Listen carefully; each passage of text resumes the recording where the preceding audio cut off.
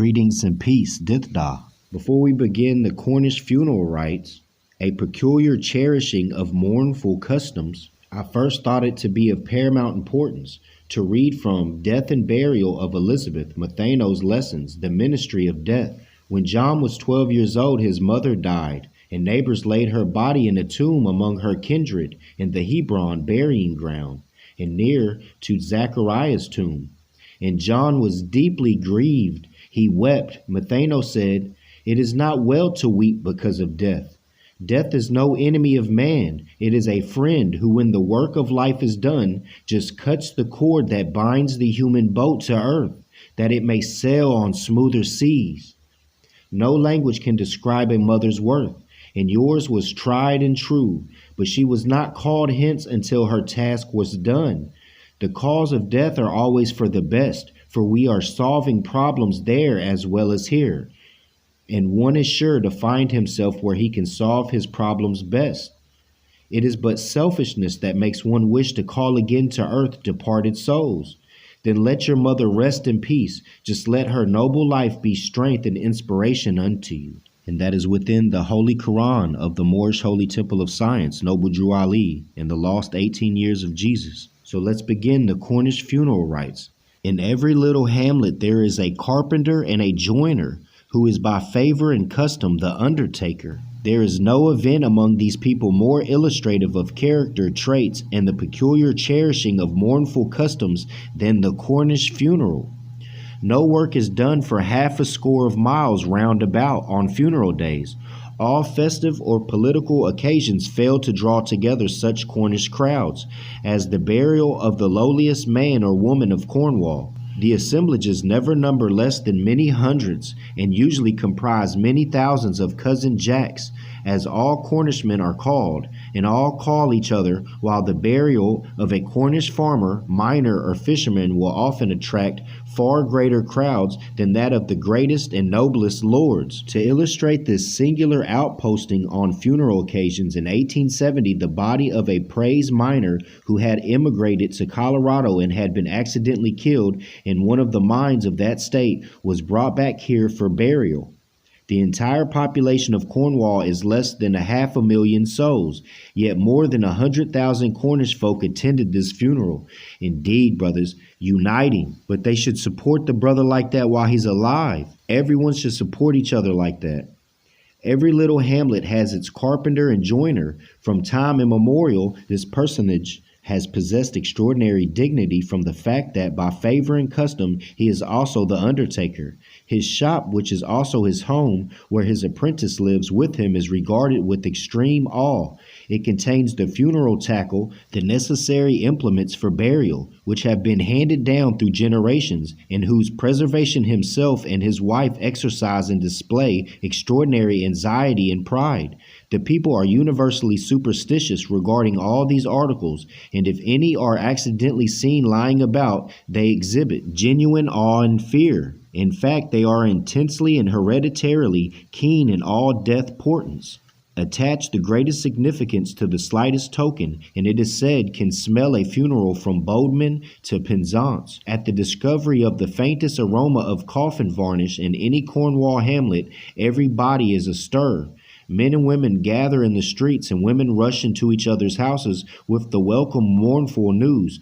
The joiner is quite as keen in keeping informed regarding the progress of any neighborhood illness, and is not likely to be caught unprepared when his services are finally required. For there is not only 30 shillings or a trifle over $7 American to be got for the ordinary Cornish coffin, but death ushers in the joiner absolute reign for at least 48 hours. During the period, he is the undertaker, the greatest man in Cornwall. The country undertaker will complete his box by the next evening.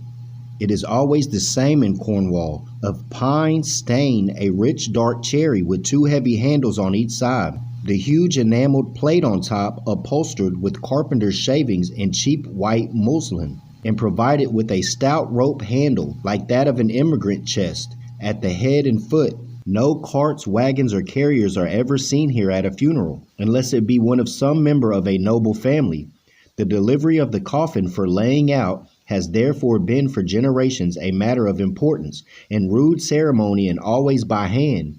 From the universal dread of these people to come in any manner of contact with anything pertaining to the dead, carrying the box is attended with some mystery and more difficulty. Usually the undertaker's old cronies who know that liquor and perhaps a shilling besides is at the end of the journey. These 4 in number, with the box on timbers between and with the joiner at the hand, set out on their luxurious journey, which is often one of many miles. On arrival at the place of destination, the box is set down some distance from the house. In accordance with the long customs, he enters alone and announces his mission. Though just as old as the custom, a short period of wailing is then the rule. This ceases as abruptly as it began, when the undertaker always asks of the widow, "Well, Jenny, has he got any liquor? The chaps out there's a little afraid." She will invariably reply, "Yes, my son, plenty, plenty." He then repairs to the thirsty helpers with the remark, "No fear, boys, long o' Jack, Jenny's got plenty liquor," and they will as cheerily reply, "All right, Tommy, we can stand up now." These matters, essential from time immemorial, being once adjusted, they are followed by a great amount of officious measurement. Far from first to last, every possible opportunity for simple impressiveness and effect is made most of. Sometimes the heading of the little stairway is removed. Perhaps the box must go in through the second-story window. But nothing more terrible could happen than to have the box come into the house any other way than feet first. That would be an unqualified and absolute presage of further death in the same family or to neighbors who are watching with the family. In Cornwall, watching the dead is universally called setting oop with coat and jack. Friends and relatives always go to the house of mourning and unliven the family with memories of other similar occasions, of the most marked characteristics of the deceased, and all else failing, revive the countless uncanny death legends and superstitions in Cornwall. These gatherings, however, are never held in the room with the dead. The single living room of the Cornish household is utilized, and it would not be a Cornish home if the funeral saffron cake and abundance of liquor were not provided. Don't drink, brothers and sisters. Again, they do not understand death. Do not drink. The 8 bearers or barriers. He brings 2 chairs from the house and sets them in the highway. The coffin is deposited on these. Then he arranges the barriers and the curious coffin tackle. This consists of 2 polished hectagon sticks, 4 feet long and round at the ends, and 4 stout linen napkins, 2 feet wide and 3 yards long. 2 of these are passed through the rope handles, 1 at each coffin end, knotted, and the sticks are passed through these knots, providing supporting handles for barriers. 2 at the head and 2 at the feet. 4 other barriers, 2 on each side, assist in carrying the coffin by passing 2 napkins under the coffin and the ends up through the side handles, for it should be remembered that the burden must literally be carried often for many miles and never once set upon the ground, although from another ancient custom chairs will be seen set outside every house along the funeral way. A dirge is sung while the mourners are being disposed in due order. Then the undertaker reads the first 2 lines of that most luxurious and solemn to all Westland hymns. Where we go, where we be, we're marching to the grave, which is the signal for wailing on the part of the mourners, weird and plaintive chanting by the choir, though no others are allowed to lift their voices, and for the slow and measured departure of the doleful cortege. All along the way the undertaker is proudly conducting his functions. He selects helpers who relieve the regular bearers, though the latter must always be in their places when passing a village, and it would not be a Cornish funeral if he did not command the choir to sing wherever we go. As every hamlet or little collection of houses was approached, if every person overtaken upon the way did not join the cortege and accompany it for some distance, if anyone coming toward the procession did not instantly turn backwards on its discovery, if the cortege failed to halt a respective distance from the church door until the passion and sexton had made their appearance wholly outside the entrance to receive it, if all the women did not wail and weep during the entire service, If the passon, sexton, and undertaker were not paid for their services at the grave in coin in the presence of the entire multitude, if hundreds of cousin Jacks and cousin Jennies did not return to the bereaved home to participate in sympathetic remnants, saffron cake, beer, and liquor, and if the departed paradins and cronies, including the undertaker with his helpers and bearers, did not repair to the public house to indulge in toddy, bottled beer, or shenanigrum, a Cornish drink of beer, brandy, sugar, and lemon, and during the eventful night 10,000 times praised their late comrade with the highest eulogy one Cornish man can bestow upon another. Ah, Coden Jack's gone, you. Ah, he knowed 10 did Coden Jack, quote unquote.